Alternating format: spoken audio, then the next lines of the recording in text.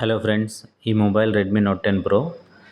ఇది sound mic update issue వల్ల రావడం లేదు. స్టక్ అయిపోతుంది మొబైల్ అప్డేట్ చేశాక.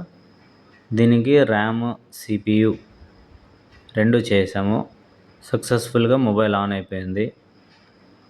ఇలాంటి మొబైల్స్ ఏమైనా ఉంటే కాంటాక్ట్ చేయండి. సౌండ్ చూద్దాం.